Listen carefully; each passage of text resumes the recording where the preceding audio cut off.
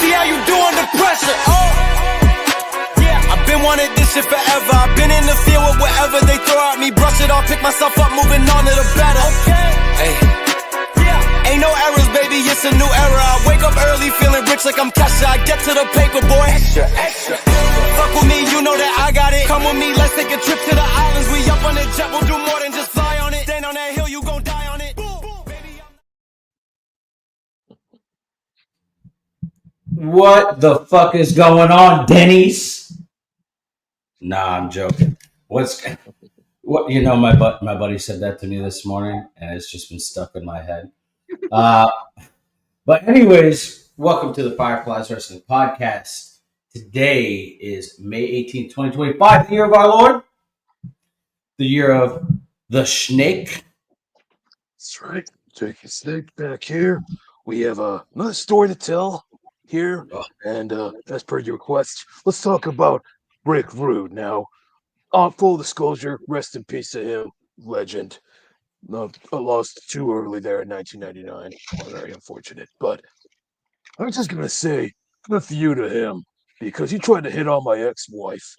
If you recall, I had a rivalry with him, and then he was doing all this, I'm going to kiss a lady, and then he went after my ex-wife, Cheryl. And then, when she refused, he then, for some reason, put her face in his tights. So you know what I had to do? I had to rip his tights off and expose him to the whole world. So, rest in peace to you, Rick Rude, but F you for trying to hit on my ex-wife.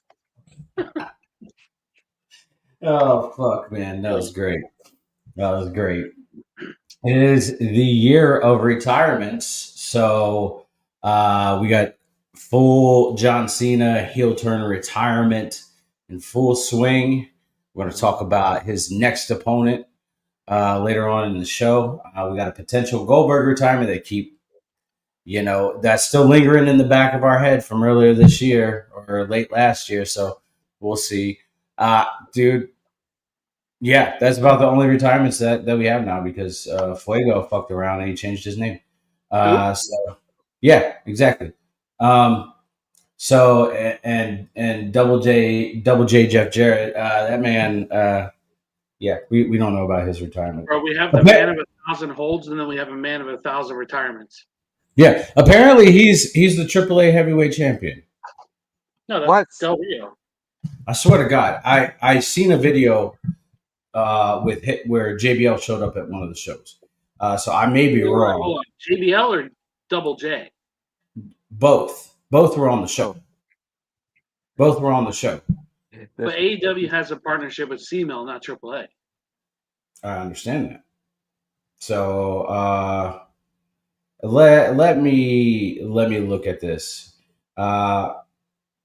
Anyways, yeah, I'm gonna look it up. I could be wrong. Okay, no, Alberto is their heavyweight champion, but I think, if I'm not wrong, he had to vacate it because his contract expired and he signed a WWE contract. No, thank you. Yep. Well, I think he's going to be an ambassador for AAA. I could be wrong. Ambassador for what? Domestic abuse? Or that too. Yeah, that. But anyways, moving forward, before we get into the show and all that good stuff, Black Adam didn't cut me. JR, how was your week? Yeah, he didn't cut me. It's all right. Not too bad so far. Handed in my mortgage thing, as I mentioned last week. So fingers crossed. Hopefully get it within the next few weeks or so. But the closing, but other than that, week was not too bad. Pretty steady here. Weather's been kind of very interesting. There's been a lot of rain coming down over the last week or so, which is very weird. But no floods, thankfully. But other than that, not too bad. As I mentioned before I got on the show, I've been a little bit more consistent with my workouts. My legs are kind of still sore after squatting about 155 pounds on my legs. So I'm like, geez, it's crazy. Yeah. But hey, got to do what I got to do. But yeah, everything's good for the most part. Yeah. Well, that's one of us for the floods. The Rock owns AEW. Chris, how was your week? It's been a roller coaster, man. Had some car troubles on Thursday. Thankfully, drove it home on Friday with my dad's help, and luckily it was just one of the coils. The connection wasn't very strong, so we just tightened that down. Um, Purchased that Tampa edition spinner belt yesterday, so I'm pretty excited about that. Definitely gonna be wearing it on the show when it comes in. Um, Other than that, man, yeah, I'm okay. Just looking forward to Saturday night's main event and NXT Battleground. Yeah, absolutely. Absolutely. So this week has been wild for me. I was approved to get off of my mental health medications this past week, so it's a huge win, and it's it's a huge victory because the Veterans Affairs loves to push medications, and so I stated my claim and I said, look, I don't want them. They're not doing anything good for me. And yes, so that was awesome. On top of that, yesterday I went to an iron pour. So essentially, we molted iron, and then we poured it into some molds. I have my own mold that I carved out and hardened sand. And yeah, so I mean, it was awesome, really cool experience. My body hurts today, but it was worth it. Also, Jr., we got a bunch of rain too, man, but it flooded. I live in flood zones. Send some of that fucking rain over here, please. Dude, it's been bad. Like Friday, I went to go help set up for that iron pour, and 5:30 rolled around, and it started thundering. Like I haven't experienced thunder like that in a long time. Yeah, the same here. That's what happened to me. I was like literally trying to sleep, and then all of a sudden I hear Yeah. in my car. It must have been The Rock whenever he was making his entrance into AEW last night. Oh my god. I had to run into a store, and one of the booms shook the building. Oh yeah. Insane. Did it break the boom? It broke the boom. It also ended ended a show prematurely. We'll talk about that here in a second. Don't let Alex see that. Oh, don't see it. But anyways, we have a tradition on here before we talk anything where we like to pop the top on whatever we're drinking. Jr., what are you drinking this morning? Black coffee, Black Adam black coffee from McDonald's. Only $1, so worth it. Yeah. The standard can't deviate from it. Chris, what you drinking on? Black and Green Monster. We are not sponsored. Got the Monster hat again. We're not sponsored. We're not sponsored. I'm over here, and I got Rio Punch. That's normal. We're not sponsored, and Pacific Punch. We're not sponsored. We would like to be, but all one of our watchers is probably a bot from Twitch. We need more. We're not sponsored, Monster. If you want to sponsor us. McDonald's Canada sponsor me. Oh. Yeah. Let's sponsor us. Let's get it going. I'm all down for the sponsorship. Maybe I don't want to sell my soul like John did. Cross the line. Actually, as a matter of fact, we don't even know if he sold his soul or not because The Rock hasn't answered that question. Exactly. He never said those words. No, he just went to Cody.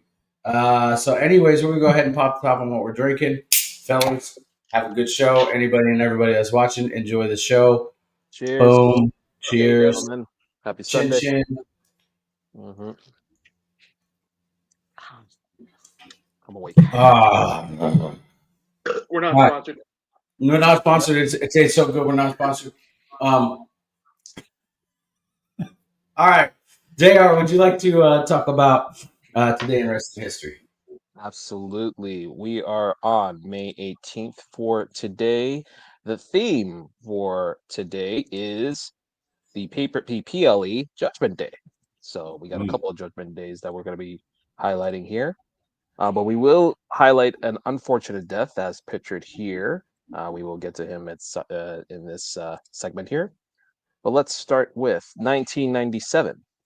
In the main event of WCW Slamboree, Charlotte, North Carolina, Kevin Green, Ric Flair, and Roddy Piper defeated the NWO's Kevin Nash, Scott Hall in a six-person tag.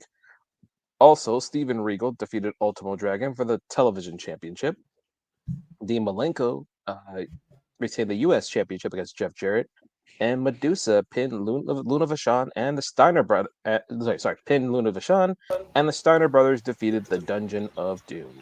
Oh, I was gonna say Luna Vachon fucking pinned the Steiner brothers. I was gonna say that. I was like, I looked at it. I'm like, okay. Maybe behind the scenes. Hey. Hey. Rest in peace. Hey. Sorry. Okay. 1998 on Raw from Nashville. The main event handicap tag team match between Stone Cold Steve Austin versus Gerald Briscoe and Pat Patterson ended in a no contest. Also, the Stooges, that's right. Also, 8-Ball and Skull from the Disciples of Apocalypse defeated the Legion of Doom. Mr. I vaguely remember the Disciples. Yep. Skull and 8-Ball and all those guys, the bald-headed guys. Yep. The biker likers. Mr. McMahon, you want some coffee? Mr. McMahon. 2002, unfortunately, the British Bulldog, Davey Boy Smith, passed away at age 39 in Invermere, Canada, from a heart attack. He was best known for his appearances in the WWF as a tag team and singles competitor, where he won a number of singles and tag team titles. His most notable career highlight was winning the Intercontinental Championship for real-life brother-in-law Bret the Hitman Hart in front of 80,000 fans at Wembley Stadium. Actual 80,000, not 72, in England in the main event of SummerSlam 1992, which many fans and critics regard as one of the greatest pure wrestling matches of all time. Agreed. Smith was also the very first European championship and holds the longest reign as the title holder for 206 days until he dropped the title to Shawn Michaels at the UK exclusive One Night Stand pay-per-view. Smith initially found popularity with wrestling fans as part of the British Bulldogs tag team where he teamed up with his cousin, the Dynamite Kid, and he was inducted in the 2021 Hall of Fame by his wife, Diana Smith Hart, and his two children, Harry and Georgia Smith. Rest in peace, David Boy. Wasn't his heart attack caused by like pills?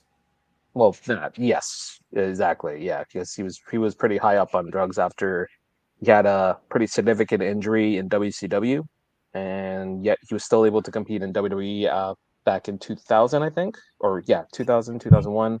But then, just all the pills. So if I'm not wrong, there was a trap door under the ring that somebody was supposed to come up, and that was the Ultimate Warrior. Yeah, and he landed on the on like the frame of it, and it fucked his back or his shoulder up, one of the two.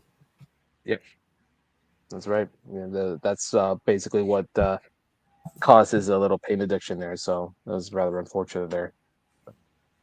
2003, Brock Lesnar retained the WWE Championship against Big Show in a stretcher match in the main event of Judgment Day from Charlotte, North Carolina.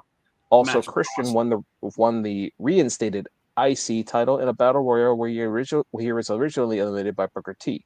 He illegally rejoined the match, attacking Booker T with the title belt, eliminating him over the top rope in front of the bumped referee, who regained consciousness on the arena floor and awarded the match to Christian. Also on the card, there was John Cena and the FBI, which was Chuck Colombo and Johnny Stamboli, defeated Arrow 404, Rhino, and Brian Kendrick. La Resistance made their tag team debut, defeating Scott Steiner and Test. Eddie Guerrero and a substitute Tajiri defeated Team Angle for the tag team championships in a ladder match. Wasn't that when Kurt Angle was out and they were like defending his honor? Yeah, essentially, yes, because they stole the gold medals and all that. Yes, you are 100% correct there, Chris. Bro, Team Angle feels like a goddamn fever dream. That was so much fun. No, they were very fun. Yeah, very good tag team there. We remember we talked about that a couple weeks ago. Yeah, Good stuff.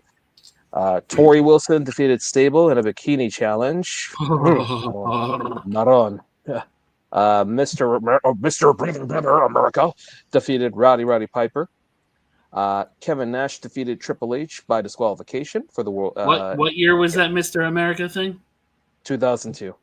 Bro, 2002 and Hulk Hogan still 2003. no. 2003. Sorry. 2003 and Hulk Hogan still can't put over Piper. Yeah, that sounds about right. Yeah. Oh, hold on. Shots fired. Shots fired. Yeah. Shots fired. Kevin Nash defeated Triple H by disqualification, which meant Triple H retained the World Heavyweight Championship. Jazz defeated Jacqueline Trish Stratus and Victoria to retain her Women's Championship, and then of course Brock Lesnar defeated the Big Show in a stretcher match to retain the championship. If I remember right, that Brock Lesnar Big Show match was when he jumped off of the forklift. That's right, and then he used the forklift on Big Show. He used the forklift for Big Show as the stretcher to. That's right. I remember that. That was a pretty interesting sight there. 2004, Chavo Classic, a.k.a. Chavo Guerrero's father, won the Cruiserweight title in a triple threat match between his son and Spike Dudley at the SmackDown taping in Las Vegas, Nevada. That was the pin was so funny. Chavo Classic and Spike bumped into his own son bumped into each other, and then Chavo Classic fell on top of Spike for the pin, and he got the win. So he was a Cruiserweight champion for a brief period. To this day, I think the funniest pinfall to ever happen is when William Regal struck Big Show with the brass knucks, and Big Show just collapsed on him. He's like, "Oh no!" He couldn't get off of him. Yeah, that was a funny one. That one was a funny thing there too. Another Judgment Day, 2008. Judgment Day from Omaha, Nebraska. Triple H retained the WWE Championship against Randy Orton in the main event steel cage match. The Undertaker defeated Edge for the vacated World Heavyweight Championship. Shawn Michaels defeated Chris Jericho. And also John Cena defeated JBL. And John Morrison and The Miz defeated CM Punk and Kane to retain the WWE Tag Team Championship. There's your card. I'm assuming that's around the WWECW. Yes, that's right. Okay, I was going to say Kane and fucking CM Punk sounds like an ECW tag team. Yeah, that was pretty much, that was during that time there. The other match, because most of it was already named here, but the other matches, there was another match here. Mickie James defeated Beth Phoenix and Melina to retain the Women's Championship, and Jeff Hardy defeated Montel Vontavious Porter, a.k.a. MVP. 2013. Nice. Jay Briscoe retained the ROH World Heavyweight Championship in the main event of ROH Relentless from Richmond, Virginia. Also, Tommaso Ciampa defeated Chris LaRusso, Kevin Owens, sorry, I'm not going to say Kevin Steen, pinned Jimmy Jacobs in a no disqualification match, and CNC Wrestling Factory, Caprice Coleman and Cedric Alexander, and Jay Lethal defeated Matt Taven, Bobby Fish, and Kyle O'Reilly in a 6-man tag team match. And finally, in 2015, NXT champion Kevin Owens makes his main roster debut when he answers John Cena's weekly United States Open Challenge. The match never takes place as Owens attacks Cena to set up a champion versus champion match at the forthcoming network special Elimination Chamber, which, it wasn't a champion versus, it was a champion versus champion match, wasn't for the titles, but Kevin Owens won his debut match against John Cena. That night. John Cena doesn't put over anybody. Yeah, I know. Whatever. Let them complain. Those idiots. We do have a lot of birthdays to celebrate for today, though. So let's go through the list here. Colton Gunn, 1981, one of the Ass Boys. Max Voltage, my year, 1987. Truth Martini, 1975. The Blue Meanie, 1970, if you remember from WrestleMania 2000, the entrance. Gary Albright, 1963. Dick Slater, 1951. Kamala, 1950, the Ugandan Giant. Moondog King, 1949. And rest in peace, or I guess we say rest in peace, to the Superfly, Jimmy Snuka, 1943. That is your day in wrestling. All righty. So let me fix this real quick. Crazy before we get into Raw. Yesterday when I was at the Iron Port, I didn't tell you guys this. I wanted to save it for the show. One of the guys that was there that was participating with me, we got to talking. I found out this man lives in Allentown, Pennsylvania, which is right outside Philly, and he used And back in the day, he used to work for ECW Okay. as a ring hand, and he was like, "What do you feel about the Sabu thing?" And I was like, "Oh, I've got a lot to say about that, but I didn't want to indulge at that point." But essentially, what's coming out now, I think we talked about it last week about the Kratom thing. Did you guys? Really quick before we dig deeper into that, don't mention said wrestler's name that's involved in that whole thing because I'm not trying to have him start his troll bullshit. No. So the story that I read was that Sabu was scheduled for a GCW event for his final match, and when they went to his room to get him, his feet were bleeding, as well as like him bleeding from other orifices. And they said, he's in no shape to wrestle. The company, long story short, gaslit him into performing, and they shot him up with kratom. If you don't know what kratom is, it's synthetic weed. No, it's not synthetic weed, dude. It's synthetic opium. That's what it is. And weed and opium completely different, but they shot him up with that, and the man was bouncing around his room shortly after that. And they brought him to the event. That happened, and a week later, he's dead. It's fucked up. So we were talking about that, but we were also talking about some stuff back in ECW, and it's cool to get like a perspective from somebody that's an older fan of wrestling. Like the man grew up. He was born in the late 70s. His grandfather wrestled in Portland, so he had a different connection with the wrestling business. And it's really cool to get a perspective from somebody that's not us, that's not like a hardcore fan, but somebody that's like an older fan of older stuff, and how he has watched wrestling evolve over time. And so, yeah, I mean, it was really cool to sit down. Him and I talked wrestling about an hour and stuff. But yeah, it was pretty awesome. And he was just telling me some of the shit show stories that happened from ECW, and like even watching like Sandman and Sabu. He was like, there's so much stuff Sabu would do that today would not be acceptable in a wrestling. Facts, who would have gotten that company canceled way before it happened.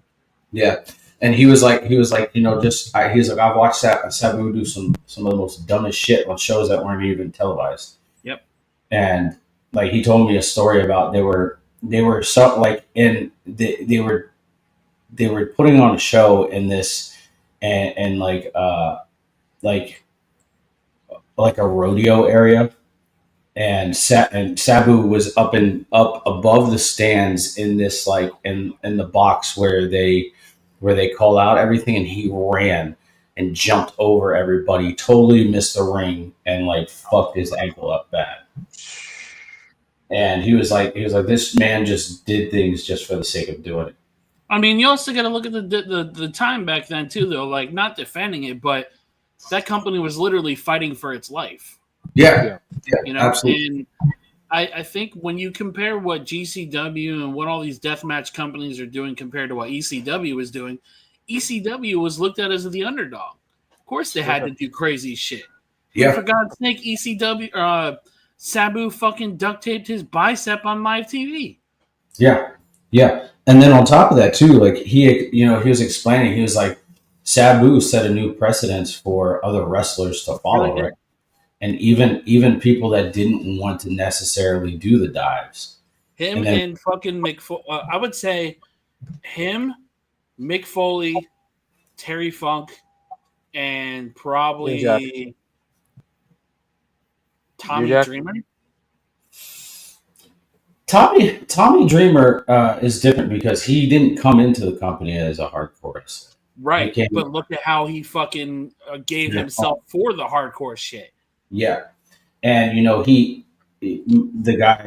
guy's name is Jeff. Jeff was talking about how Sabu revolutionized everything, but forced everybody kind of in that direction, right?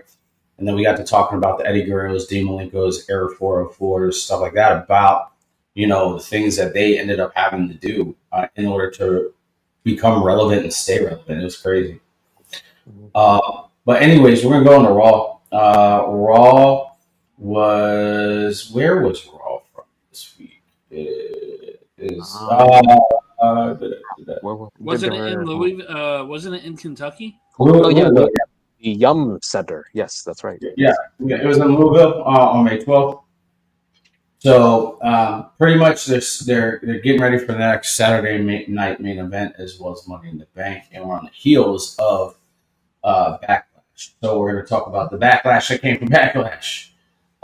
So first, CM Punk cut his first promo since WrestleMania, and he came out, and it was a really good promo. It wasn't a pipe bomb, but it was a good promo, and he talked about how he was angry, he was pissed off, he wasn't hurt, but he was more mad at himself because this has happened with Paul Heyman before, and we've talked about this on the show, right? Like this happened. Paul Heyman stabbed him in the back, and so he called out Heyman, and Heyman came out and he said, "Say what you got to say, because as soon as you're done talking, I'm gonna beat that ass." And so we ended up getting Seth Rollins out there as well as Braun Breaker, and they cut a scathing fucking promo on Punk. Scathing promo. Seth came out and said, I didn't know that I was capable of hating you anymore, but I am. I fucking hate you even more now. Which led to Braun Breaker coming down to the ring.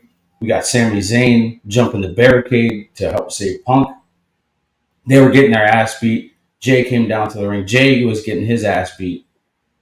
And then Punk and Sammy entered the ring with chairs. Now, if you look at that shot, I don't have the shot saved, but if you look at the shot, it's very reminiscent of when Seth turned on the Shield, where you had Punk in the front or Roman, you had Dean or Jay on one side, and then you had Sammy in the back with the chair. And they've been teasing a potential turning turn. So who knows? He could be the plan B. But anyway, some of the takeaway moments that Bleacher Report said is that they did a graphic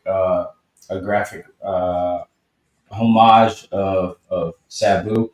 Punk came to the ring, did the one in the sky, and so one of the things Punk did say, he said, "I'm mad at that little team who CM Punk, Seth Rollins." And when he called out Paul Heyman, he said, "Where you at, Penguin?"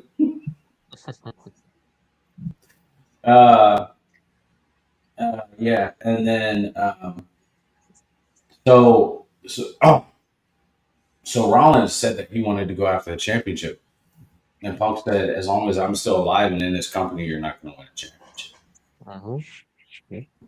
Which is what he said that at the beginning of their feud, and if I'm not wrong, he also said that with Drew McIntyre. Yep. So that was good. Our first match was Penta versus Chad Gable. Once again, another solid fucking showing between these two men. God damn. Like, they need to strap a rocket to Chad and let him go. I mean, I feel like we've always had that one guy, whether it was in the 90s or the early 2000s or the 2010s, that could always be featured on TV and would be perfectly okay without a title or perfectly okay without a mega push. Yeah. I think with Chad, he's a great worker. I look at Chad the same way I looked at Baron. You want to root for the guy. But when he gets a title, it's like, okay, can Chad deliver? I'm not so sure. Because we haven't. Go ahead. I'll let you finish. I was just going to say, you look at all the guys who are champion right now, Jacob Fatu, Dominic Mysterio. Now, compare them both to Chad Gable, and it's not even close, respectfully. In ring work, sure. Chad Gable's a beast. But Chad Gable is not Kurt Angle. You know, He's not. Chad And I don't. Gable is a great hand to have on that roster. He can do everything that he is being given and turn it up to 1,000. But I feel he's that guy who American made will always have as, yeah, he's the veteran. He's a really good fucking worker. But do we really see him in a title picture? I feel like after he lost to Gunther, it's just kind of like, okay, I understand he's not going to get a title. Whereas you have somebody like Cross, who I feel could absolutely carry a division if he's given that rocket. Absolutely. The thing is with that statement, we've never seen Chad Gable with a singles championship. And Right. so we He's don't know. a bad guy. Well, he was a tag guy for a long time. Yep. We have never seen him with a singles championship. So we don't know the capacity in which he can perform at, right? And yes, he's not Kurt Angle, and that's absolutely right. But I think, honestly, if you give him that opportunity, he's going to run with it. He's going to make the best of it, and it's going to be some great work. And you're right. I mean, he's not on, over with the fans like Jacob Fatu is, or like Dom is. But that doesn't mean that he can't be. That doesn't mean he doesn't have the capacity to be. Look at. Jeremy. Okay, I'll give you another example. Okay, and I'll They put put that. Yeah, my bad, JR. I think we're delayed. Okay.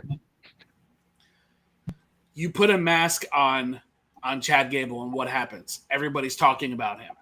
You don't put the mask on him. He's talked about, but nowhere near as much as a goofy ass American El Grande. Yeah. I get it. JR? Yeah, I was just gonna say. I mean, yeah, he is. He's not massively over. I understand that, but I mean, he still gets the use up chance. I mean, he did sort of inherit it from Kurt Angle and all that, but I think Chad is in this position now where he is in the. Yeah, he's not going to be a main eventer. Obviously, he's not going to be like a main event champion, but he's in that kind of borderline of you may want to put a mid card title on him, but he will still be high up in the card there for you because of the fact that he's entertaining, he can work, and he's also got that heat that not many talent have nowadays.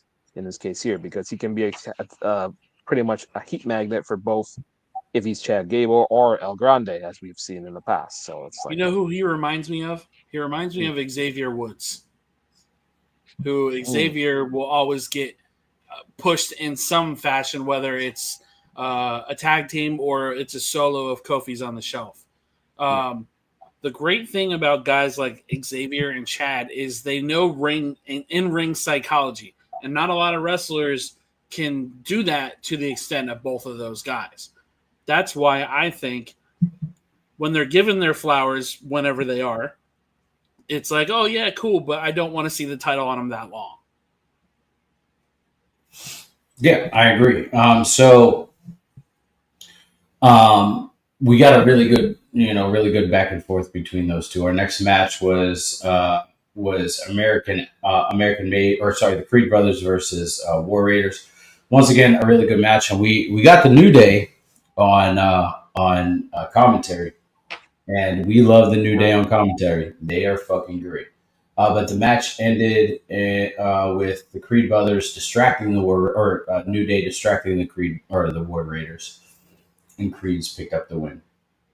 So WWE also officially announced it's going to be CM Punk versus Sami Zayn. CM Punk and Sami Zayn versus Seth Rollins and Braun Breaker at Saturday Night's Main Event on May 24th. So next weekend. This weekend.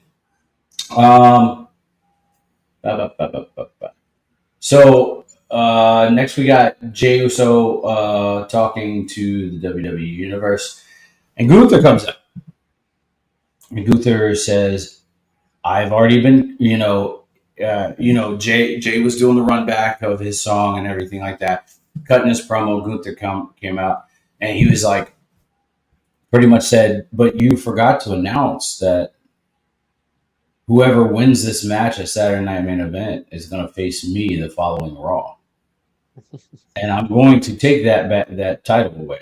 And Jay shut it down real quick and said, I'm going to beat a YouTuber's ass and I'm going to beat a ring general's ass again. I don't see them dropping the title to either or. No. And I still think Goldberg is going to come out next Monday.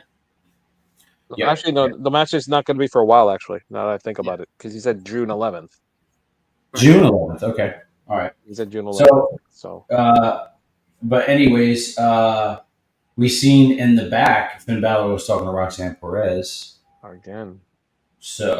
So there's that. And then we got Finn Balor versus AJ Styles. Really good match again. They always put on a good match. It's a little slower than they normally work. Which I mean, it needed to be. Yeah, it needs to be. It needed to be. I'm glad that they didn't go full force.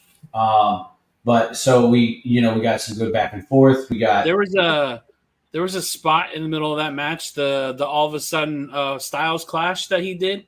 Yeah. And when that happened, I immediately said on Twitter, and you motherfuckers are going to sit there and tell me that Will Ospreay is better than this man? Get out of my face.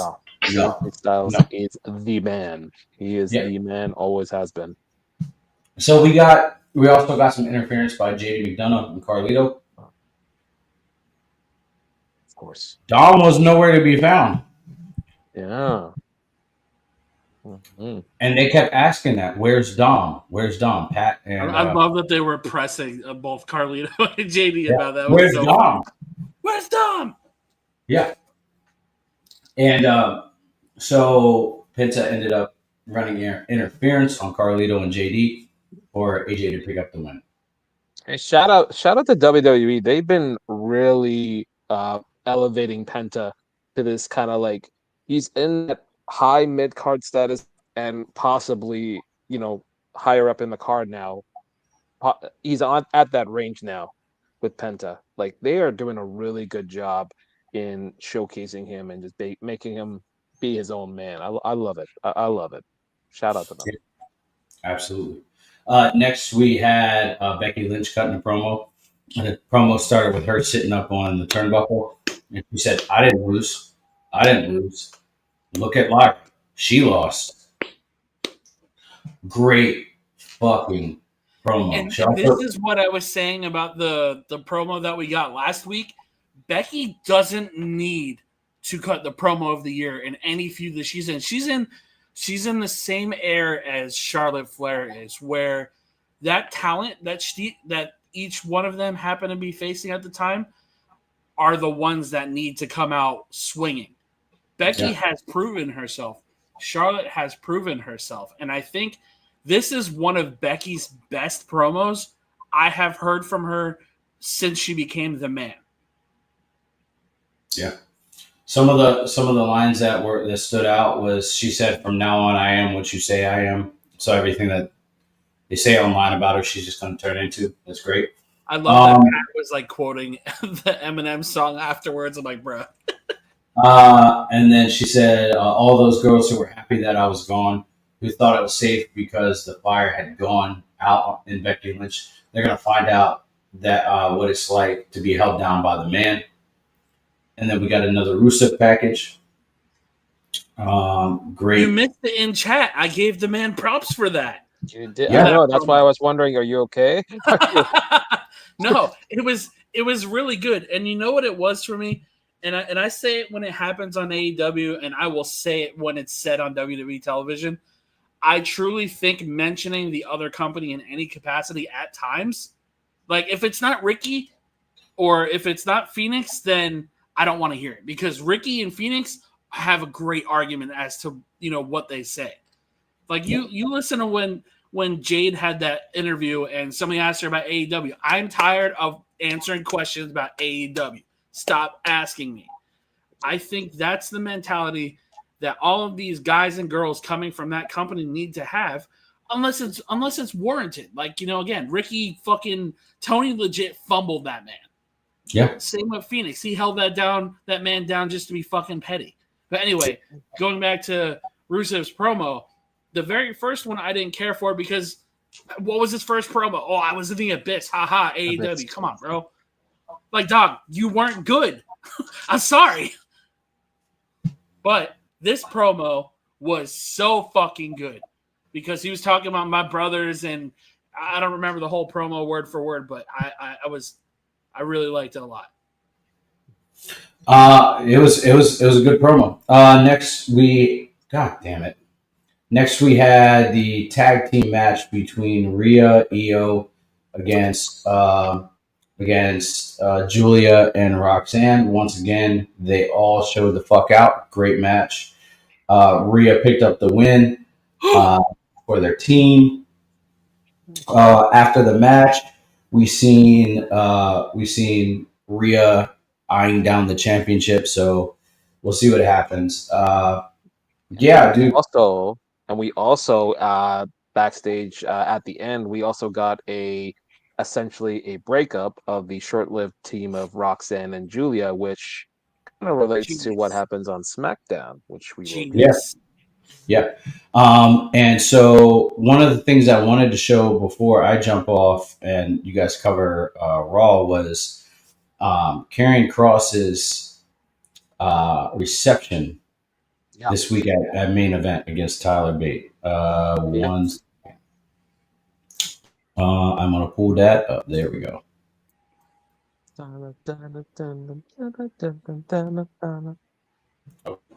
Shout out my man Karrion Kross. And shout out to Scarlett. Respectfully. Yes, Sirski. Mm-hmm. God damn. Yeah. Got a happy belated birthday to her, by the way. Yes.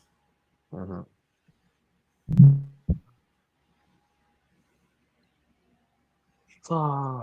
And they're all chanting, "Fall, pray, fall, and." Are you gonna get copyright stricken? Oh yeah, I forgot about that. Oh, this is I think he's frozen. These may be frozen. Yeah, the game may be frozen. Okay. You want to pull up NXT while we're waiting for him? I guess. Yeah, I got it. Yeah.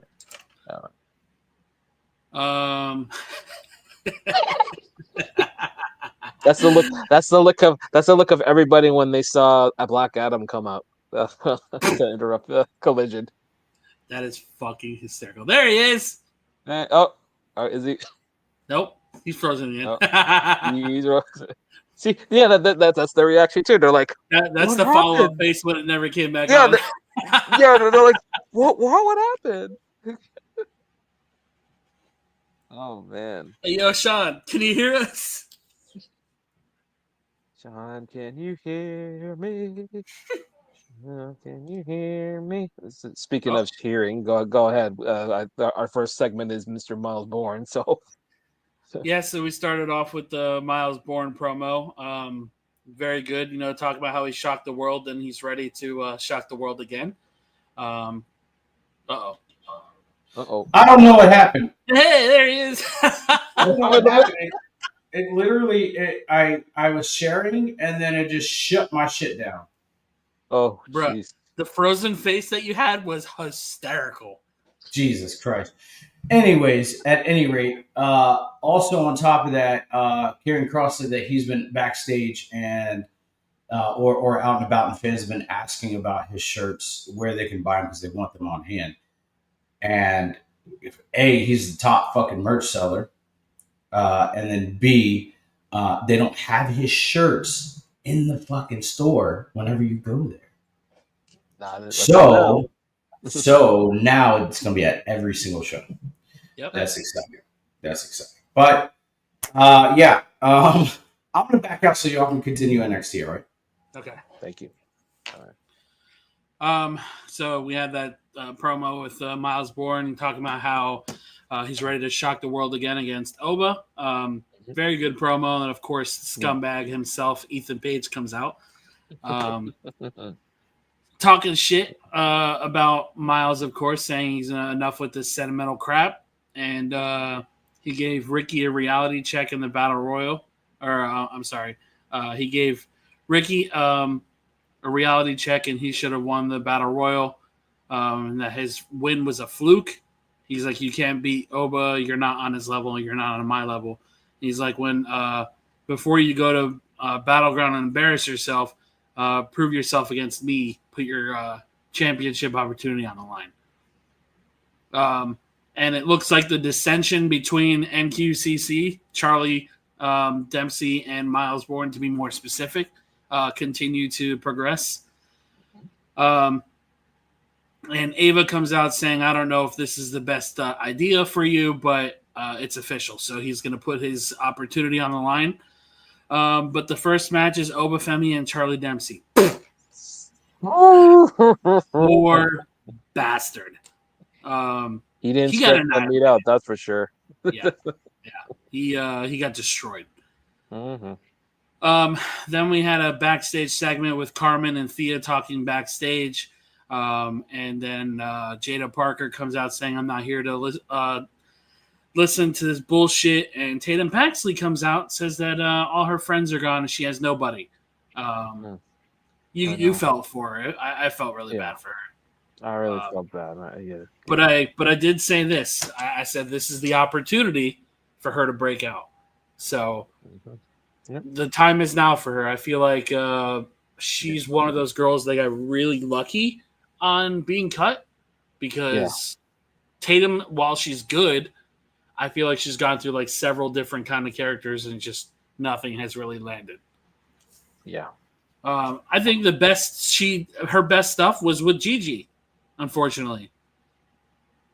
So then we had a backstage segment with Ricky and Ethan.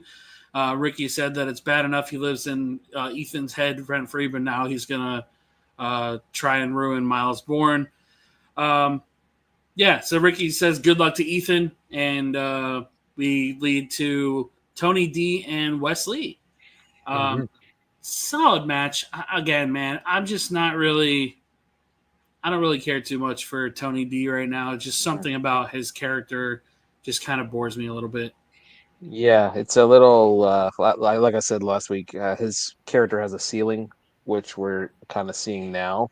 And what worries me is his eventual call up to the main roster, which probably could have been done probably sooner than, later in this case here, because I think this is like a very delayed call up there, unless something is really going on there that we're not aware of there. Yeah. And shout out to the new name of the team of TNT and Wesley. They're known as the High Rise. I love it. I love the name there. It's a very good name there. But and it was good to see. Wesley looks a little more bulked up. I don't know if you noticed. He looks a little more.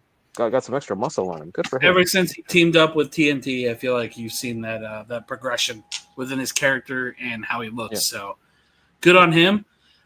We saw a little bit of a tease between him and Zachary reuniting at some point, possibly in that battle royal last week, because he didn't take too kindly of Zach getting eliminated. So definitely curious to see if we're going to get something there again, because I think both matches we've had with Zach and Wes have been incredible.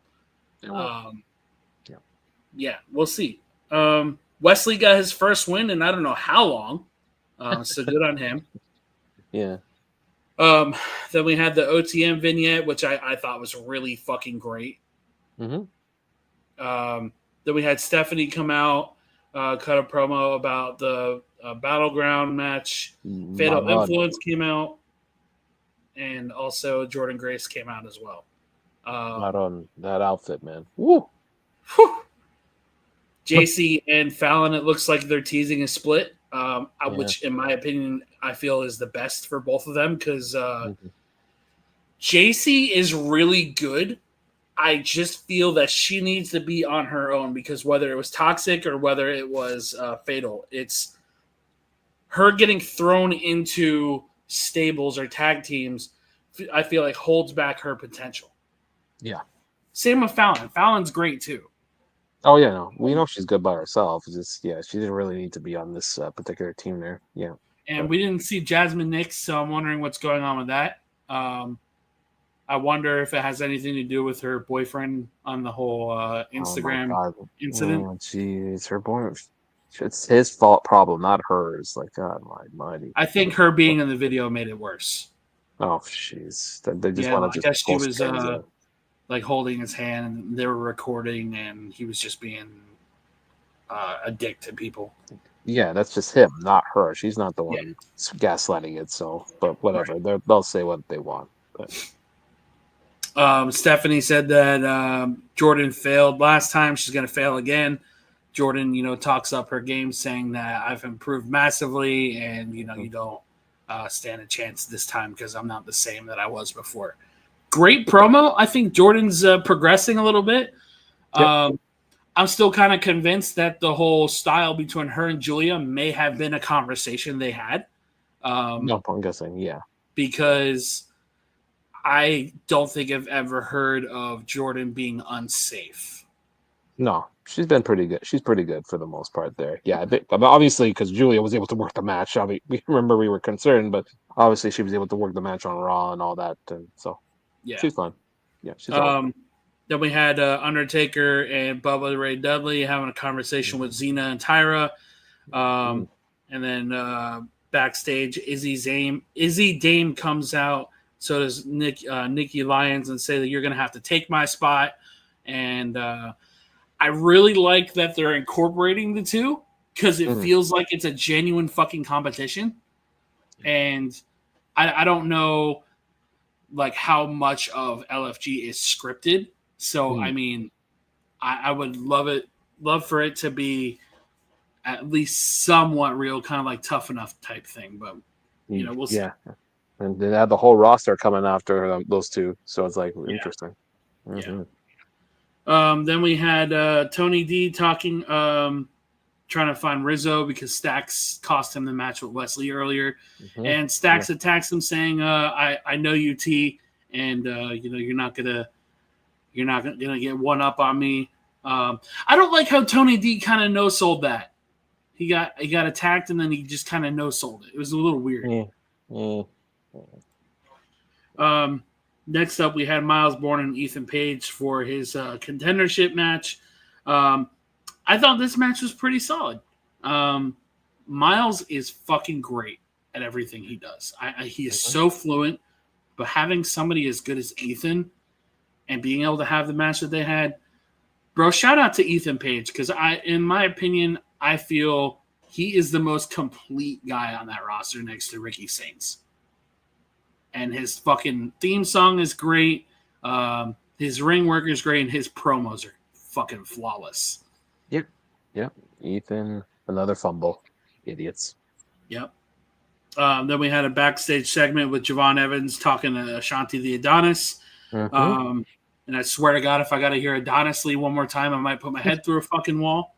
Hey, it's better than hearing. It's better than hearing Ancestors. Facts.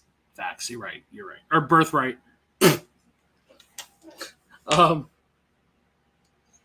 Sean Legacy also came out and was challenging them for a spot. I'm assuming at Ricky Saints. Yeah. For Ricky Saints, and Ava makes it official.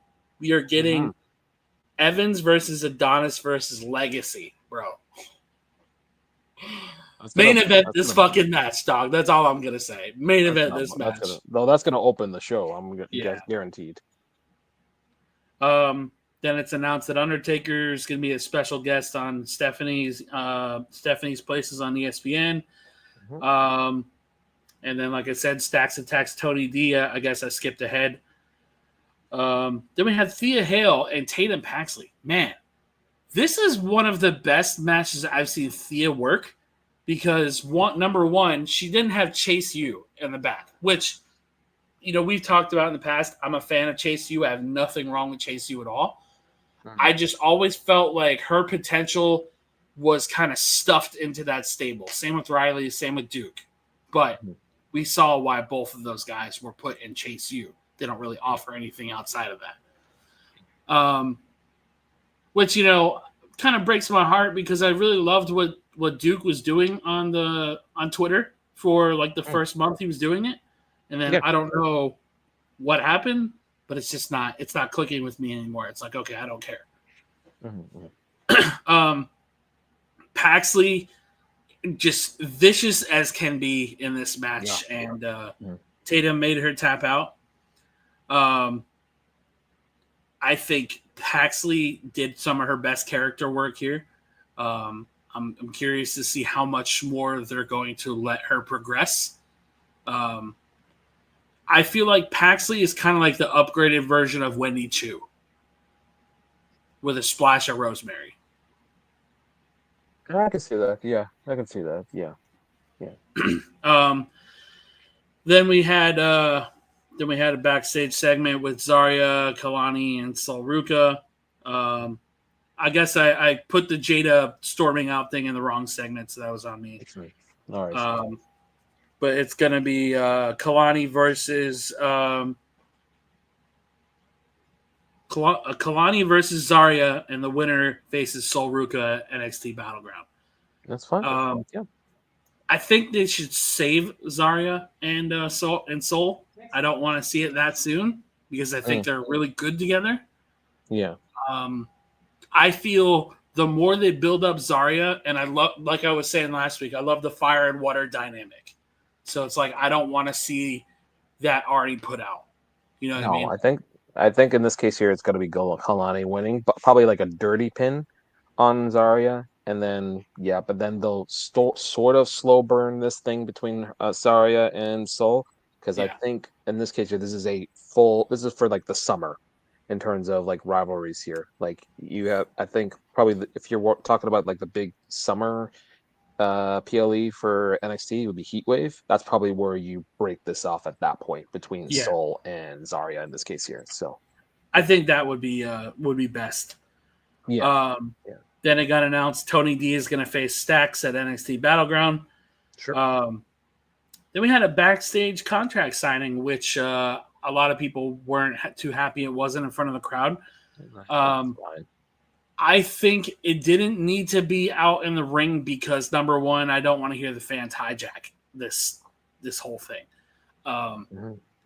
So Joe Hendry, on a week-to-week basis, continues to prove just how great. Hold on, I got you.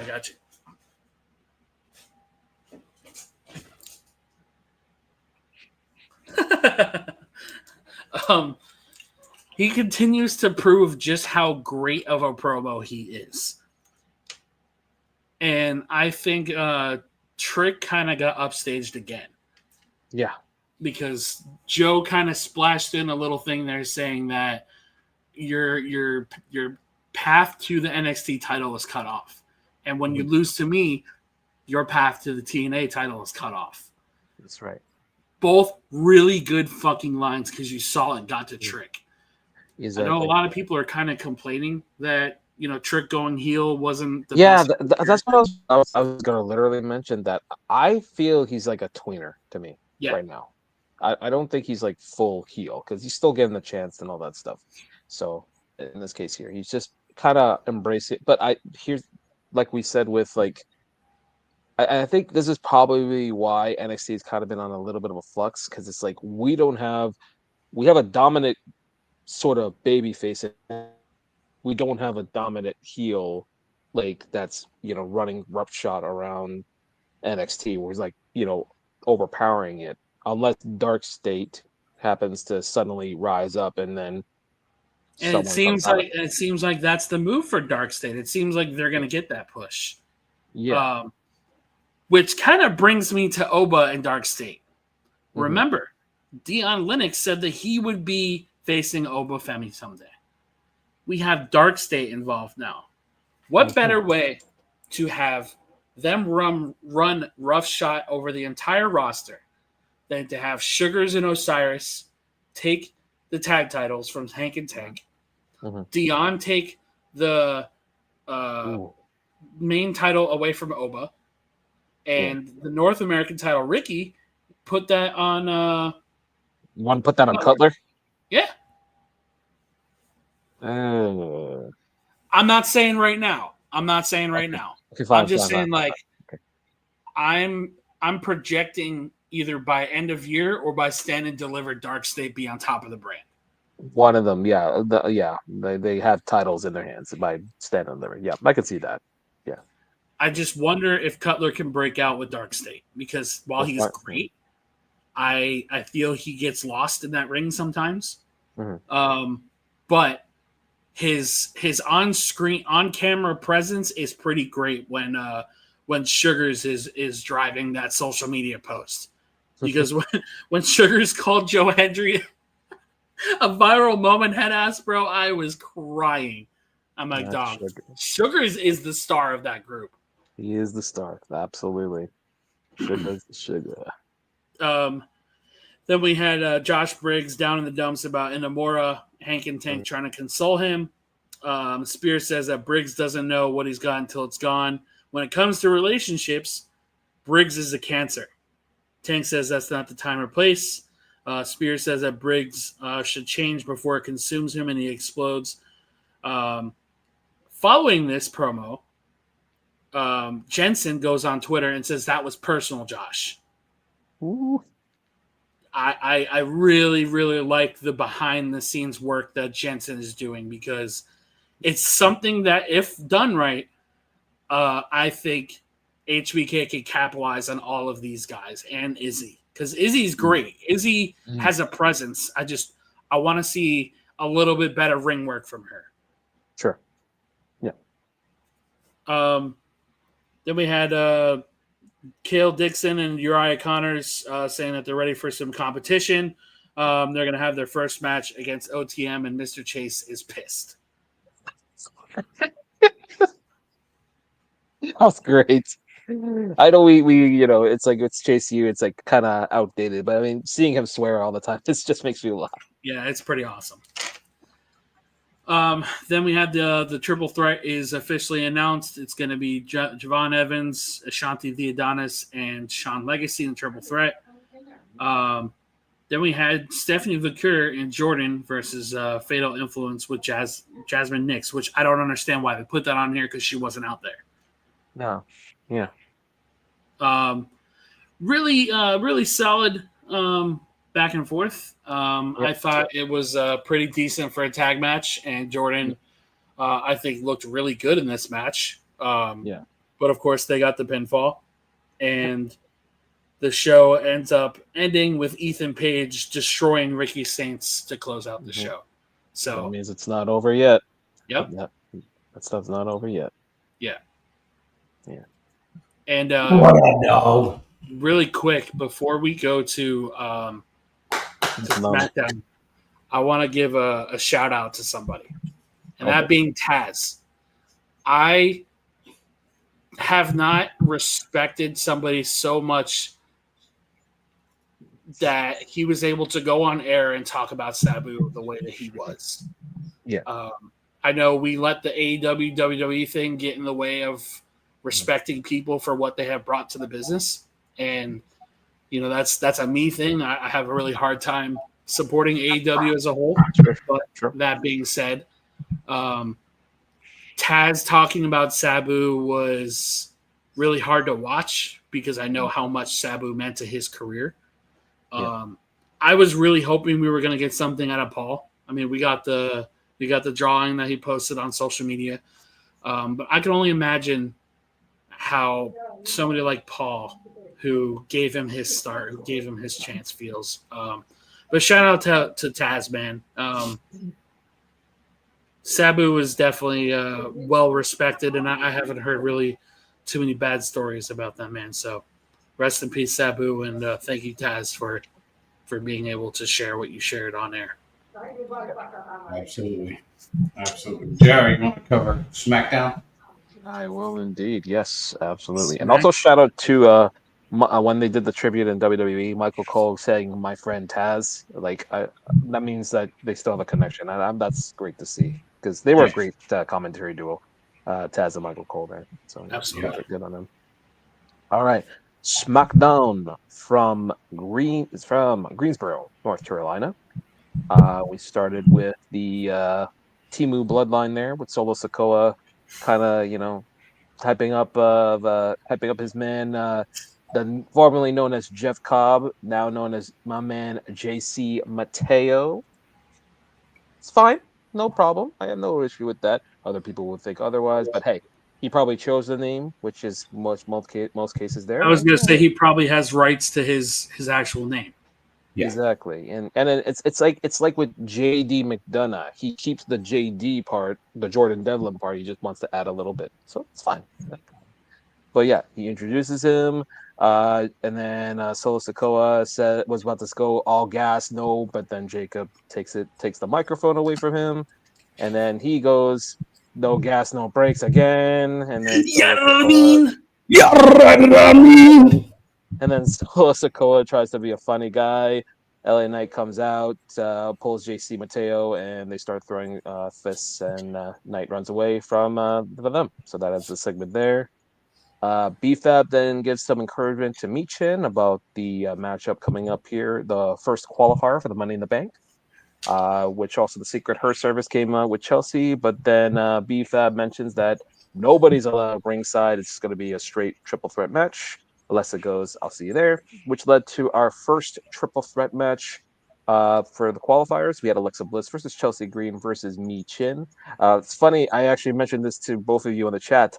Michin and Chelsea were in the same qualifier last year against Bianca Belair. So it's actually kind of odd that they're in the same qualifier again, which is very, very weird. Yeah. I mean, a good weird, though. I mean, all three delivered as expected here.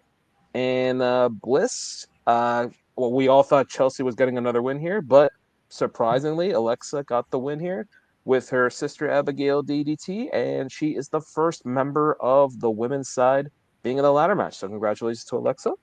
We'll see you in LA for the match there. She got a great reaction too. There was a screenshot that somebody posted on social media of a fan holding up Fireflies Forever. Yep. And and she's pointing up to the sky. Yeah, that's good for her. Good for her. She never forgets, of course. Absolutely. We get a recap of DIY attacking Fraxium after their big victory over the Street Profits there, which led to the matchup between Fraxium and DIY. Oh my god. Just yeah. That's good. This is my match. This is my match of the week, honestly. One of the best DIY matches I have seen since fucking NXT. Exactly. Yeah, this was like freaking nonstop. Good, solid back and forth between all four of these talents here. I mean, Fraxium continues to impress a lot of us here. They're getting a bigger pop, which is great to see. Because, like, I think the fans are much like with someone like Io Sky or someone who's like just a worker but is trying to get over. I think Fraxium is slowly getting that range, and they're just getting some reaction there. So it's good for them. I still think to this day that there is nobody in the entire industry that has a nastier knee than Tommaso Ciampa. Yes. Yeah. Oh God, that Jesus fucking Christ. Ooh, that was a powerful, solid knee there.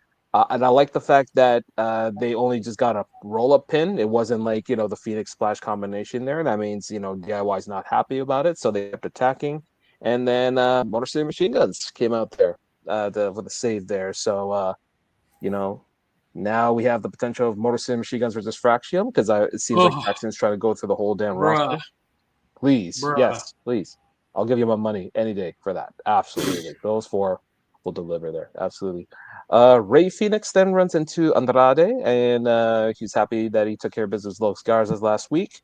Andrade says, I may see you in the Money in the Bank ladder match. And then Solo asks Andrade where they're at. And he goes, oh, no, hablo inglés. And then Solo's like, funny. Okay. So they walk away there. And then we find out that Fraxium will have a rematch with the Street Profits for the tag team titles. So I don't know if this is going to be a straight matchup. I don't know if a title change is happening. It could be DIY interfering again. I don't think they're going to switch the titles right away. Because, I mean, with the Street Profits, this title reign's got so good right now. I think you can prolong it till the summer for these guys there. Yeah. Absolutely. And then we had a segment here with R-Truth and Wade Barrett. So I'm just gonna read through this. It's a pretty short promo here. So, R-Truth, thank you for joining me. I know you're a busy man, so we're gonna get straight to it. The Backlash press conference. John Cena AA'd you through a table. What is going on between the two of you? Wade, life is tough. Just the constant pressure, man. The career, family, friends, bills. Regardless of what's going on in your world, you can always depend on John Cena. We like you wanted to quit. What did he say? Never give up. You know where it was gonna come. You didn't think it was gonna happen. What did he say? Your time is now. Hustle, loyalty, respect. Those are not words, Wade. It's a beacon of light. And if he can do it, so can you. Truth, listen to yourself. This sounds crazy. You won John Cena the match. You prevented John Cena from being punted. And look how he repaid you. And you want to sing that guy's praises? And then he says, wait, John Cena won that match on his own. You don't know that John Cena like I know him. The man at the press conference was not John Cena. The John that I know, he wouldn't turn his back on the people that support and love him. The John that I know, he wouldn't talking about ruining wrestling, putting his friend, brother through a table. I don't want to fight John, but if I had to beat some sense into him, I'll do it. And I'm going to do it. I already talked to Nick Aldis. It's set. Saturday night's main event. Wade, John Cena is the greatest of all time. But I remember what my hero told me: face the impossible, never give up. And regardless what happens on Saturday night, I'm going to walk out with my head held high because I'm going to live by my 3 words: hustle, loyalty, respect. That's what's up. So we have at Saturday night's main event, we're going to have Truth versus getting an ass kicking in a lifetime from John Cena, which I don't know. Look, that whole promo had me dying. That whole interview had me dying because it's just so stuck in delusion. Yeah, I know. Great. It's oh my goodness. Yeah, but Chris, you have a look in your face. It's like, what's going on here? You care to enlighten before we get to the next point here? I just I don't know. Like if it's nothing more, if it's more than a squash match, man, I'm not gonna be too happy about it. If I'm being honest with you, Okay.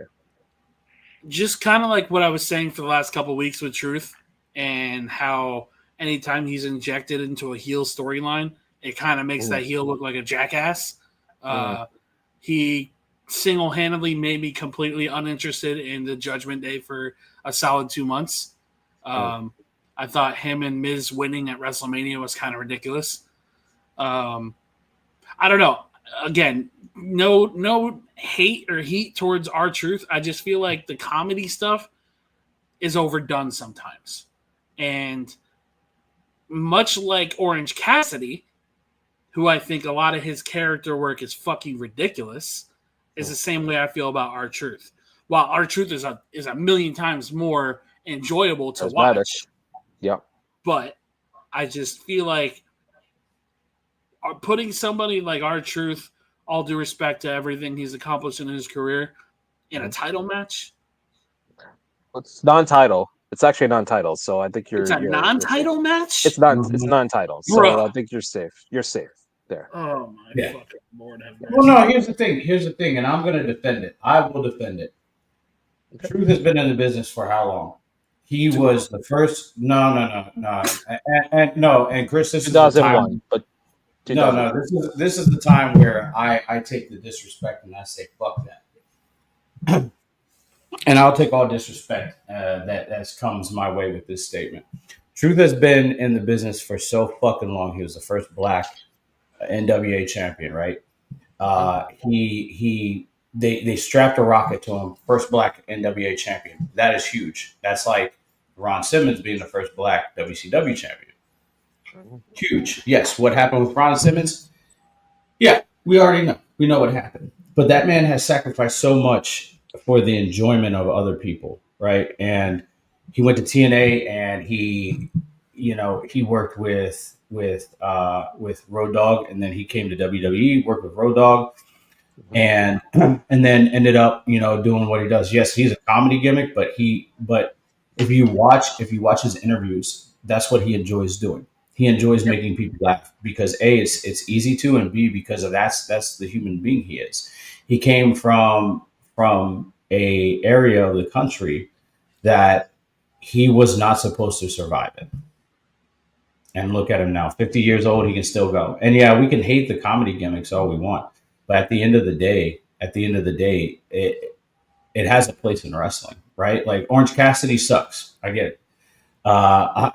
I don't enjoy Orange Cassidy's work because it's not comedy. It's fucking stupid.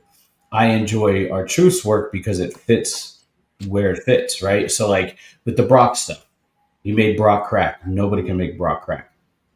He made he made everybody in Judgment Day crack when they did the Judgment Day thing. And maybe that wasn't for you, and that's fine. That's okay. But I draw a line in the sand for the disrespect of R-Truth, because that man has done so much for this business. And yeah, while he hasn't had a major title, right? Like, he deserves that WrestleMania moment. So he deserved it. none of what I said was disrespectful. I was just saying, for the simple fact that for the better part of the last almost decade, he's been a million-time 24/7 champion. Mm-hmm. He did a dancing gimmick with Carmella. Mm-hmm. He has literally done fuck all since 2012. And that's because of booking. Mm-hmm. My problem with him has nothing to do with it first ever being whatever. Yeah. I respect his career. That's what I said before. I don't dislike the human being that Ron is at all. Yeah. He is a fantastic human being. I will always say that. Yeah. My problem is, I would have the same energy if it was against Roman Reigns. I would have that same energy if it was against Brock Lesnar. The thing with Judgment Day is you're posing these guys as somebody who's running roughshod in the division. It's kind of like what they did to Retribution, right? Mm-hmm. What did they do with Retribution? They literally jobbed those fuckers out within a month. And I'm supposed to take these guys seriously. That's how I feel about R-Truth. It's like, okay, you presented him one way for almost his entire career. Mm-hmm. Now, all of a sudden, I'm supposed to accept, he's my childhood hero, even though I'm older than him? Come on. That's all I'm saying. It has nothing to do with him personally. No, he's been doing that for a while. It hasn't been anything new. He's always said John Cena was his childhood hero. Yes, I understand that, but I'm talking about like being involved where he's involved in right now. I feel like in that sense, with his involvement in the John Cena storyline, it makes sense to me, personally to me. And I say that because he's like tried to step in and say, hey, like, I'm your friend, you're my friend. I mean, they have a fucking history together, right? They've had some backstage, they've never had in the ring. I mean, they've had in the ring when Miz and Truth won the tag team titles with Cena, but they have, this makes sense because he's like, I'm your friend, you're my hero, blah, blah, blah, blah. It makes sense. And why not give Truth that moment to fucking, it could be a squash match. I don't give a fuck if it's a squash match or not. No. That's great. Yeah. Anyways, we will see on Saturday. But we then had Damian Priest have a promo there. He essentially says we're gonna have another match with Drew. It's gonna be inside a steel cage. I don't want it. Now, if Damian Priest goes over, I'm gonna go and put myself through the next wood chipper if that happens. So yeah. I gotta see it live, so I agree with you. I'll jump out the fucking Yingling Center window. Yeah, I'm like, fucking jeez, man. Jeez. I thought this ended at Mania, but clearly not. Whatever. Anyways, should be a good match, but really, it should be Drew winning, of course. But it should have been over by now. Yeah, exactly. We then had the announcement: The Miz will be the host of the new reboot of American Gladiators on Amazon Prime. So congratulations, Miz. One of my favorite shows back in childhood. So I'm looking forward to seeing how he does there. I'm sure he's going to be a great host. He's the best, of course. Segue there. We then had the Aleister Black versus Carmelo Hayes. We said it wasn't going to be over, and clearly it's not, and it's going to continue, which is great because there was a DQ finish out of all things. Miz attacking Aleister Black. He got his fourth consecutive black mass again. But Mello got the counter and he got his nothing but net on Aleister Black. So clearly this ain't over between the two of them. I want to say this about Aleister, man. Yeah. I was a really big fan of him in NXT. I really tried to give the House of Black a chance.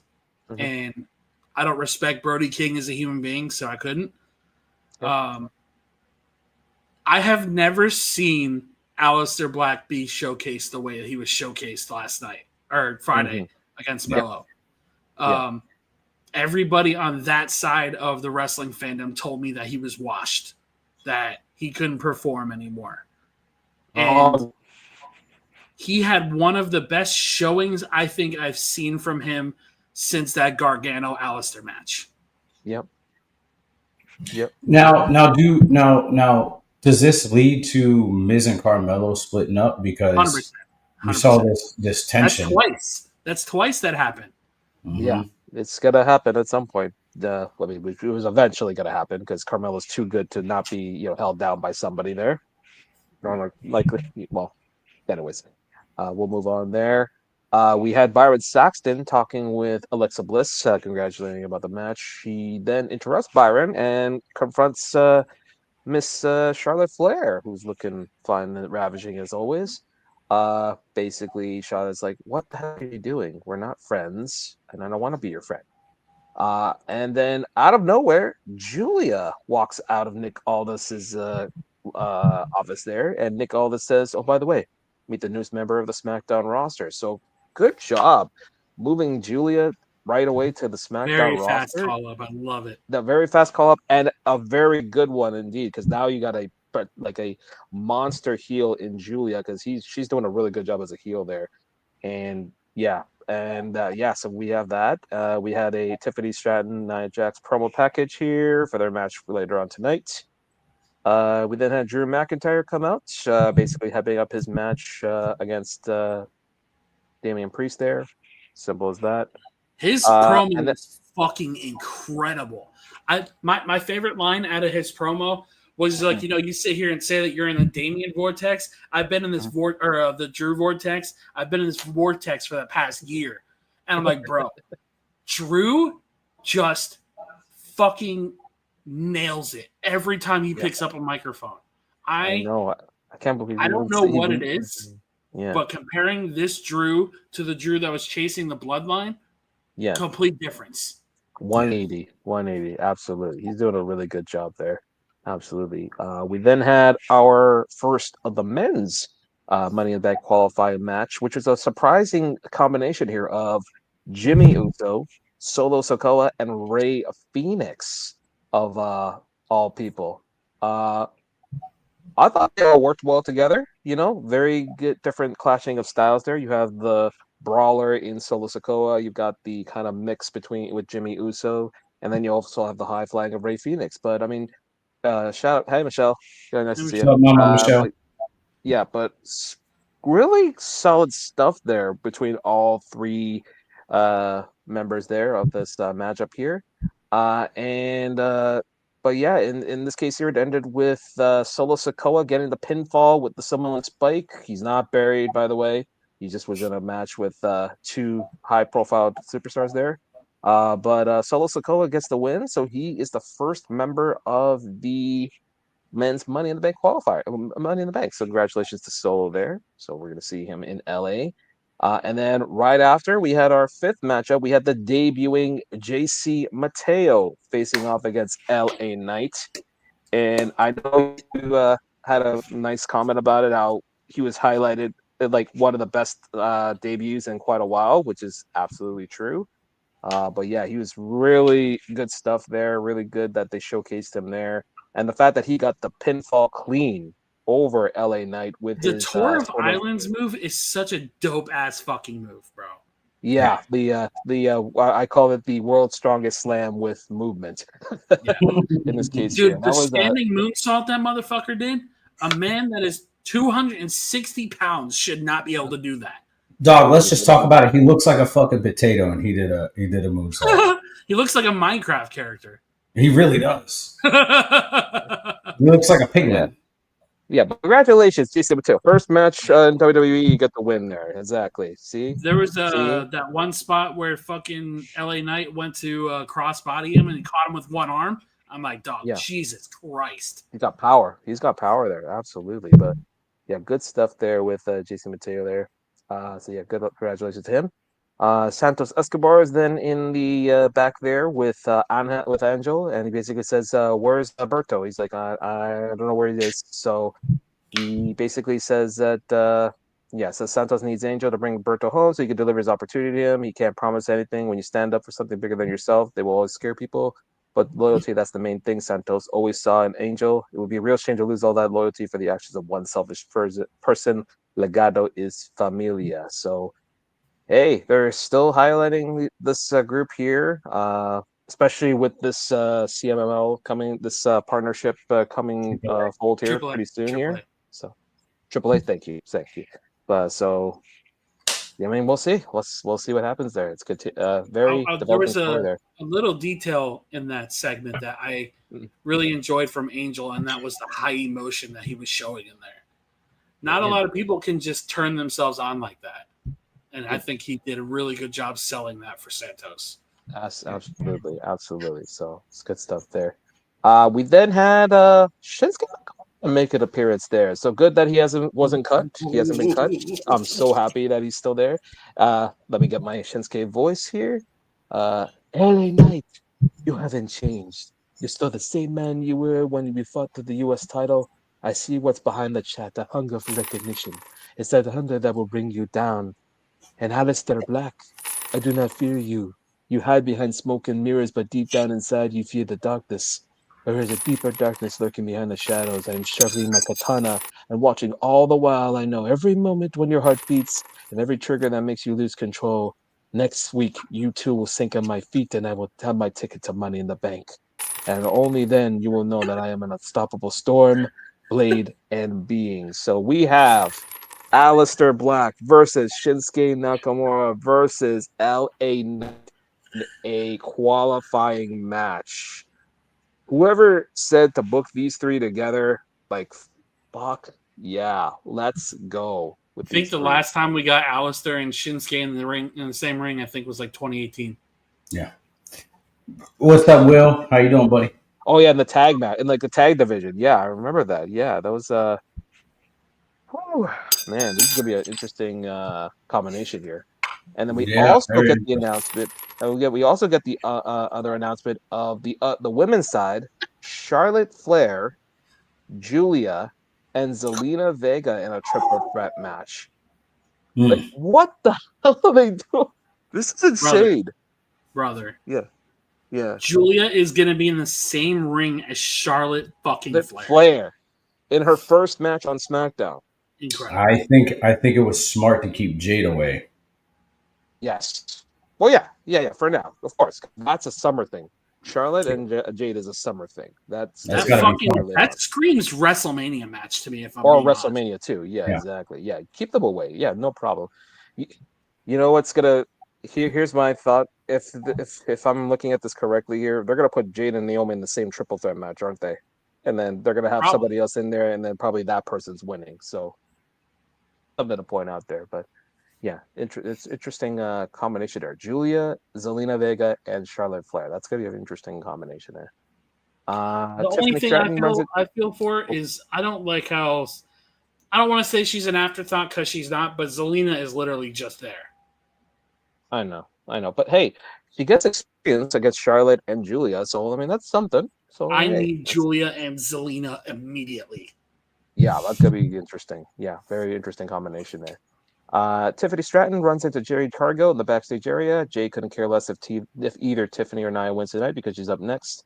He's looking forward to winning her Money in the Bank qualifying match and cashing in on Tiffany. Tiffany says that Jay could keep talking all she wants, but she shouldn't get too comfortable because Tiffany's always ready. Jay may be good enough to qualify and win the Women's Money in the Bank ladder match, but for as long as Tiffany is the champion, Jade will never be good enough to cash on her titles. And Naomi's lurking in the background there. Yeah, I was going to say, looking like a cracked out Big Bird. Yeah. Oh, yeah, Naomi. Yeah, exactly. We then had our main event, a very physical main event between Nia and Tiffany there. Then these two, we thought this was like 3 times. There's only twice they've had that. This is their second match between each other. Right. This time it ended clean. Well, didn't really end up clean because what happened in between there.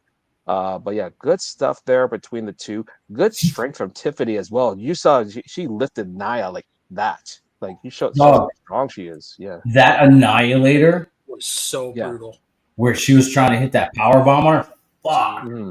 God damn. I thought she hurt her. I thought she landed right on her head. Oh yeah, I know, right? Thankfully she didn't, but yeah, luckily I think Naya has learned to control that move there because I remember the last time I think she crushed Rhea once, and then she learned how to control it there. So good on her there. We had some shenanigans with Cargill and Naomi there, and then Jax picked up a chair, and Tiffany absolutely drop kicked the crap out of that chair to the point where that chair instantly cut open Nia Jax there, which was very, very, very unfortunate there because like that kind of stuff can happen to anyone when it comes to a chair shot there. So it's just unfortunate that Nia took the brunt of it. Look, thankfully she was able to finish the match, and Tiffany got the win and retains the championship there. So Look, both of those them two. obviously bloodied and bruised, as we saw at the end there. But hey, they showed up there. Kudos to both of them. And yeah, that was freaking SmackDown there. That was a They have great chemistry together, man. Like, Yes. god damn, they're so good. Nia has They put were in good. that work to where she has chemistry with almost everybody on that roster. It's crazy. Yeah, she can utilize her power. She has a lot better cardio now, as we've seen with Nia there. But she has been able to utilize her abilities to benefit her opponent in a I lot of think ways nowadays. Yeah. the only feud that Nia was in I didn't care for both times was her and Rhea. Yeah. I don't know what it is about Rhea's style and Nia. I just feel like they kind of clash and they're not. It's not. They don't gel well together. It's Yeah. because they're both more dominant women. Yeah. So pairing them up against each other, it's a lose-lose situation, in my Yeah. opinion. Yeah, like that Hmm. match they had in Perth, like it was okay for one of Nia's first showcases, but I felt like there were so many spots in that match that didn't need to happen. And I get Rhea wants to show what she can do, but I feel like sometimes with her stature and sometimes with just like how she works, a lot of what she wants to do just doesn't look great. I think that's the same for Jade too. Like, I have nothing against Jade, but when they put Jade up against Nia, it was great to showcase both of their strength, right? But they didn't gel well together. I actually disagree. I think Jade has massively improved. Oh no, Right. Absolutely. 100%. no, I'm not saying that she hasn't improved. I'm saying when you stack two big women against each other, Or like or powerhouse. even big, yeah, two powerhouses against each other, man. Go Hobbs. That's hard. It's hard because both of them are trying. I don't know. Maybe it's just me. Maybe it's my preference. I think if they would have let that match go bell to bell without any bullshit in it, I think it would have been fine. I think the thing with Nia is number one, the build has to be there, or else I feel like it's not going to be anything exciting. Yeah. When you have somebody like Jade, who I think she is well past being green at this point, I think she is fucking fantastic. Her match with Naomi really caught me off guard with how much I liked that match. Way better than expected. It was Yeah. a way better than expected match for And those two. and all the little nuances and stuff that she was doing when she was with Bianca, she stopped doing. Like, I'm glad she stopped trying to do the springboard stuff because she's too big to be doing that. I'm glad she doesn't super kick spam and all that bullshit like she did in AEW. I feel her type of style, if they really wanted her to be this, she could be the next China. And I know that's a bold claim because I know China was impactful. No, I can see that. Yeah. I would compare Jade to China more than I would compare Rhea to China. Because Rhea could do more. Mm-hmm. Yeah, absolutely. And then that one spot where Nia gave that Samoan drop on the table to Tiffany, that table gave no way, dude. That was just a firm fucking shot, dude. That shit was crazy. I don't know if you saw it. I don't remember if it was the spear spot with Carlito and Braun, but they did a spot on the fucking table where the TV that was under the table just completely blew up. For real? Yeah. So I think we're in an era where I think the announce table should not be involved anymore. No. Absolutely. I'm okay with more doing the barricade stuff than I am the the announce table at this point. Okay. Yeah. So, little news before we cut off. I know how we all feel about Darby Allin. Darby successfully made it up to the top of Mount Everest. You know, that's fucking huge. I'll give him That's this. an accomplishment. Yeah, You that's know, fine. yeah. It's a huge accomplishment. Not very many people have made it to the top of Everest.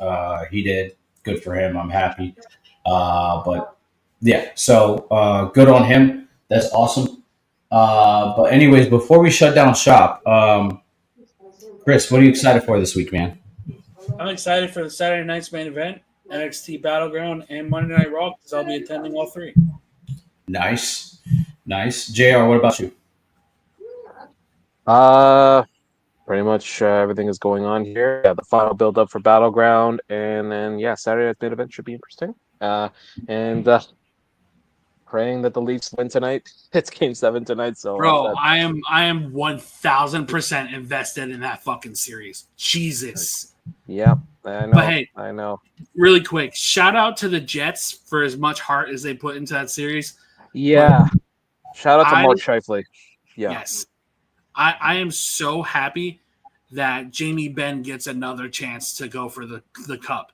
Because in my opinion, next to Ovi, I feel like Jamie Benn is so overdue for a cup. Yeah, I agree. And shout out also to the Dallas Stars fans. They gave donations to Mark Scheifele's charity there after they found out about the death of his father there. So shout out to those that fan base there. But yeah, it's gonna Dallas and Edmonton for a second year in a row. It's gonna be very interesting. I think Dallas wins in 5. Dallas wins in 5, Edmonton in 6. No way. Big David's gonna McChoke like he does on a McDick every day. I'm just kidding. Jesus. It's not McLovin. Yeah. Oh God. Hey, let's just make sure we don't get cut off by Black Adam this time. Okay. Yeah. We're not getting cut off by Black Adam, guys. Yeah. Oh, by the way, the references to the Rock and Black Adam. So last night, it was last night. AEW streams on Max, unfortunately, and they got cut 2 matches before right before the main event by Black Adam.